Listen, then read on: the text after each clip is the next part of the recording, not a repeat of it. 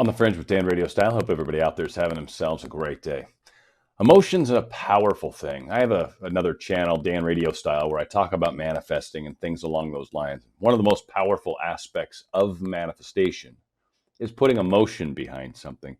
When we have emotion, we're very powerful creatures and we do things. We actually get out and become and do things. So by sparking emotions, by constantly trying to get people upset with each other, there's a real push right now to try to get people from the left to continue to aggravate the people that so far on the right, for the most part, have been calm and letting these things play out. They are trying really hard to push this emotional tension because they want someone to bust out on the right. They want one of these Q supporters. They want one of these ultra right wingers to come out like it's kind of already happened and really begin this civil war. Now, we've got the left that is truly willing to do whatever they want. Well, whatever they have to. Whatever they have to. Now, I don't think the left's correct. I think it's the deep state, truly. I think there's plenty of Democrats out there that actually are like liberals of the olden day. They don't really think that the dark government's out there like it is. You know what I mean? Like they're probably naive at worst, but really just aren't armed with a lot of the facts. And be honest, there's a bunch of people that are just on the right that just happen to be Republicans right now. But hey, there's plenty of Republicans. When I was reading those Q posts and they're talking about people that have gotten busted, there's plenty of Republicans on that list. This is truly about good versus evil. This is truly about those who want to take away freedom and those that don't. This is truly about our ability to have anything resembling an America in the future that we had in the past. I don't remember who said it, but this is the first time in our history where we're not necessarily guaranteeing our future generations a better world than we currently have. And we need to do something about that. Now, one of the key things is to keep ourselves calm, collect, not getting aggravated. One, not getting super aggravated about some of these fake stories. There's a lot of fake stories. All of us know it. A lot of people out there, there's a good chunk of people that get their mainstream media fix every day. And that's how they, digest the world. It's okay. Don't get angry about it. It is what it is. Those people need that pacifier to suck on or else they're not going to be happy. The rest of us that are waking up, that are looking at other sources, that are actually asking questions like, what is going on? This is freaking weird. Good. Great. Keep. Well, there's plenty of room for all of us, but let's continue working together. And the other thing we've got to be aware of is there's going to be fake news reports. And yeah, we'll call them out as fake news. But the damage that these sometimes do to the people that are just hardcore on the left it's painful, I think, for a lot of us to watch. Now, I think the thing that it comes down to, though, is the people on the left, those people that have that pacifier, that need that pacifier, if they don't have this stuff, their whole little world crumbles. And they're not necessarily going to crumble towards Trump. They're going to crumble towards chaos. And I think those are a lot of these snowflakes that we're seeing out on the streets. And really, most of these people really don't want to get angry with some of the soldiers and some of the people that have come home from true wars and what some have described as hell. These people really don't want to mess with that group on the right. These people that have fought for our freedoms. And we've, again, got these snowflakes. And this is a balancing time. And again, it's going to get crazy right after the election. Everyone's saying it. It's already being called out a bunch. We've already got fake news, hardcore. This Atlantic story. I can't believe how far around the world this thing went. And it's a ridiculous story that Trump was calling the war dead. He was calling them losers. And this was apparently disproven because they did a FOIA request. And the best that the FOIA request really does is demonstrates that the weather was pretty horrible. So they probably didn't really have it. But whatever the case was, maybe Trump was afraid his hair would get messy. I don't know. But I'm almost sure he would never actually say that these people are losers. In fact, John Bolton, who hates Trump, hates Trump's soul, hates everything about Trump, doesn't even like the way Trump chews gum. If he does. I've never actually seen Trump chew gum. This guy even says, no, Trump didn't say that. I was there. I was there when the conversation happened. No, he might have later in the day after I left. He does say that. But it's like, come on, man. You didn't say that. It's craziness. So, again, we got to learn to look at these stories. We got to learn to pay attention to how these things are happening. And on the other side, we've also got to learn to see and look for the stories that show the direction we are actually making. For example, reports showing that Trump's Justice Department is actually going to launch an antitrust case against Google. For all of you that were wondering, oh, they're censoring. Yeah, they are. We all know it. Apparently, they finally have enough evidence to begin the process of breaking this company up. It's funny, as my mom was part of the phone company when she was younger. And just to this day, she's so hard left, it's not even funny. She's so against the way they broke apart Bell, I think at the time. It just bothers her so much. But when these companies get so large that they begin to censor the platforms that they're on, that they're meant to just let people stand up on the platform and announce to the world what's going on. Yay, and this is what I'm angry about, even though it's silly. And then they get off the platform and someone else gets on the platform. I'm angry about other things. Oh, wow, okay. Right? Who cares? That's what it's about. But the second they start censoring, the second they start trying to control, the second they seem to favor one side over the other, things start looking a little funny. Also in the realm of things happening, we had that wonderful Blue Line gentleman that was in Portland, where the guy said, "Hey, we found a couple over here, and this guy down here, hody doty do," and just walks up and shoots him. Just boom, found two. The guy's like, "What?" And I guess he had bear mace, whatever, but certainly not nearly as dangerous as a bullet. Last time I checked, anywho.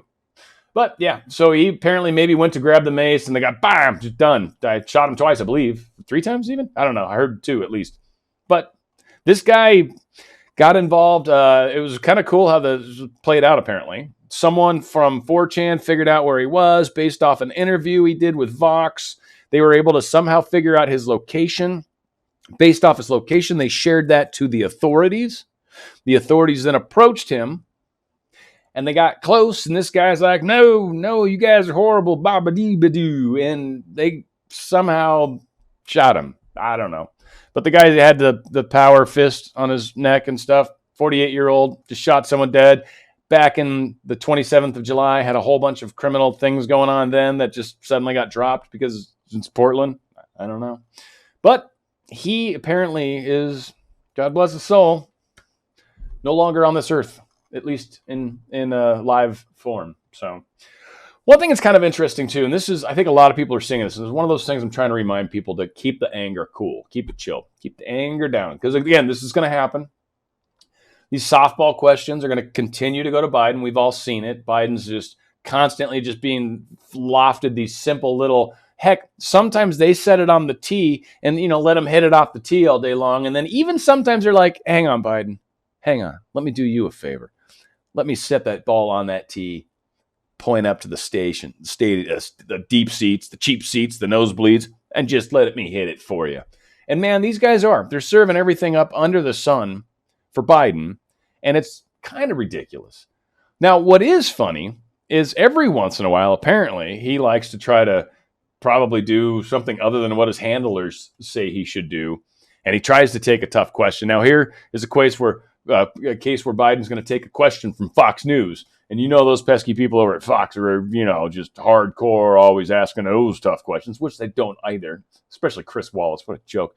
Anywho, let's see how this little BS question plays out. It's kind of funny. Thank you all so very much for taking the time. Thank you. Thank you, guys. I know you always ask a hostile question, but go ahead. Hostile question? No, go ahead. Thank you so much. So you said, and you have said recently, that you warned, step up to the mic so they can hear us at home. You said that you warned President Trump in January that there was going to be a pandemic and what needed to be done. If you knew that, then why were you still hosting crowded campaign rallies in March?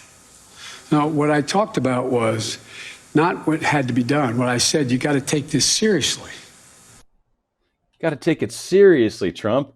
Got to take it seriously, man. Stop making jokes. Stop acting like everything's a joke, Trump.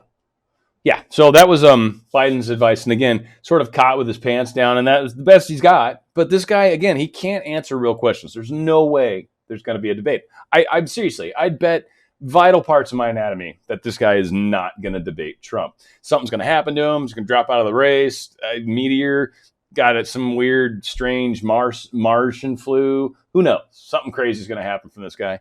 But I just don't see that playing out. Now, again, the media is going to continue to serve this guy up like he's the greatest thing, like he's the second coming, like he is everything that this country needs. Understand that, yes, there is this small group of people that are over on the left that buy into this. Yeah, absolutely. I love him. I think they actually truly do think that this guy has got it all together. I think they actually do. I think when they watch him, they're like, isn't he just so eloquent? The way he just fumbles around words. It's just beautiful. Oh, it's like poetry. No one could fumble. It's almost like a music the way he does, right? Like they're somehow seeing poetry in motion. When the rest of us are like, wow, really? Like that? Wow. Wow. What else can you say? So people are waking up. They're figuring it out. They are getting to that point. And I think the more that they continue to softball this guy the way they are, and the more that every time Trump has a question from anybody, it's usually horrific.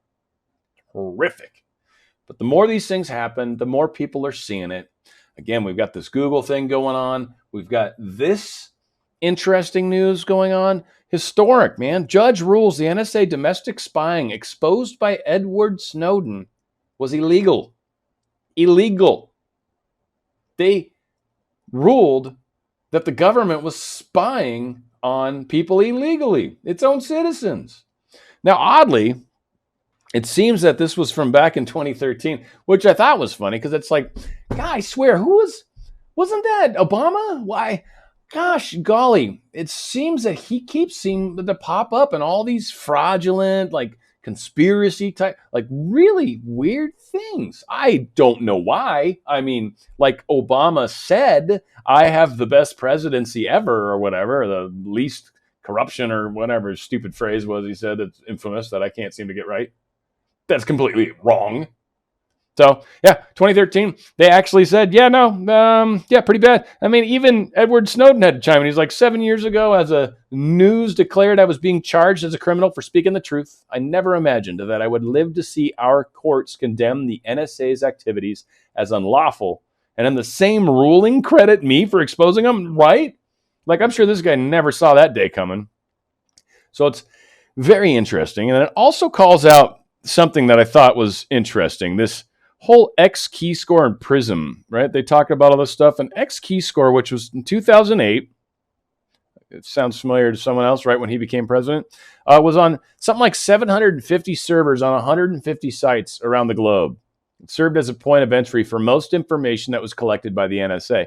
Now, this is exactly like what China's doing, and probably Russia, and certainly Israel. A lot of countries that manufacture anything of significance is putting all sorts of crazy stuff in back doors and all sorts of bad things. And I think we're kind of getting to a point in the world where we're starting to realize that you can't really trust anybody, which I don't know how we fix this. Either it's got to be open and everyone's got to know who's effing you when it comes to online stuff, or we got to be able to figure out ways everyone's behind a VPN and nobody knows anything about you. I don't know. I don't know the right way to go, and I hope we figured it out. I'd love to see the discussions. I've certainly got thoughts, but anywho, that was one thing that jumped out at me. Like, they've already had that program where we had things on servers all over that were just feeding us information.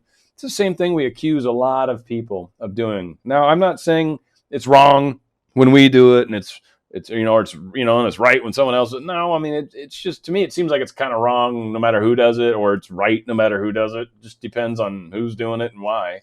But again, I'm an American, so I kind of tend to favor our side of things. Now, finally, the big story that I think is going to spin, and again, this is why I started with the emotional component, because this is the crescendo. This is the finale.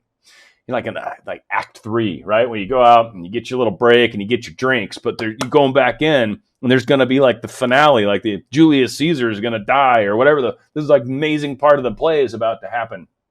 That's what's going to start. And they're saying, I want to say September 17th is going to be the beginning of the 50 days.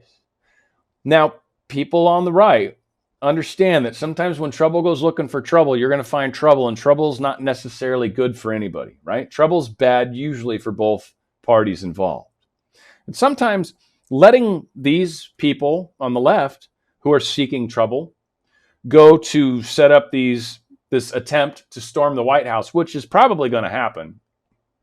And in all honesty, if it does, can you imagine how many people's lives are going to... People don't realize you don't storm the White House. I would assume that the White House could hold off many thousands of people storming, because just one, the way they could corral them into kill zones, man, like it's definitely not something that you would want to be a part of. And it's the White House. It's like our treasured house. It's the people's house where the people's boss or president lives. Really, it doesn't, just because it's the people's house doesn't mean I get to go inside of it. I promise you that's never been really, it's kind of been frowned upon with any administration. Certainly Obama too. So they're planning this big thing starting on the 17th, 50 days until the day of the election. And you know this is going to be part of the post-day election. And they're talking about, they threatened EMP or some sort of crazy thing. But like, there's a Q post from eons ago where he talked about the black eye as some way where they've managed to make us safe from that potentiality. Again, that was part of the plan. So who knows? And we've all got to be aware. And obviously, a lot of things are happening in the world right now. Firearm sales are out of control. Again, there's a lot of people that see writing on the wall. You got Portland, you got Chicago, you got Washington, D.C., you got Seattle. You got all these horrible cities that right now Trump's talking about defunding. Again, things are playing out. And the news and the media are still using their loud bullhorn to try to piss everybody off, to try to, muddy the waters. And really, that's only working for that small percentage. And I think that's why people on the right get mad. Oh, my God, I can't believe they're getting away with this. Dude, no one believes it. They're not getting away with anything. In fact, they keep showing their hand. And it's actually hurting them more than helping them. And again, this is one of the things Q also talks about is have faith in humanity. Believe it or not, people are actually waking up. You may not see it yet. You might not be talking to people that are waking up. Maybe you are. But I do. I come across a lot of people in a lot of walks. And a lot of people I know are asking very important questions, even some of my friends on the left. Are there still some of my friends on the left that aren't? Yeah, there's some people that I don't think will ever. My mom. I think my mom, right up until the day, she's probably won't talk to me until well after the election. It is what it is. We've got to do what we've got to do. We need to be the smart ones. We need to be the strong ones. I'm not saying get pushed over. I'm not saying don't hold your ground. What I am saying is don't go looking for trouble. Let's let this play out the way. Let's let them show themselves. Why mess with an enemy when they're destroying themselves? Let's allow them this opportunity to completely ruin themselves. And again, Washington, D.C., the mayor there is in big trouble too. And a lot of people are not happy with the violence that's happened there. People are waking up. So let's be smart. Let's not be out, I got to get even. No, they can't do. No. Just chill. Stay back, guard your neighborhood, be good to there, because who knows what could happen, right? It could happen just down the street at the local mini mart. Who knows? But this right now is a time for us to be strong, but certainly not have to act like we're strong. We know we're strong. We're prepared. We've been talking about this for a long time. And most importantly, where we go one, we go all. It's on the Fringe with Dan RadioStyle.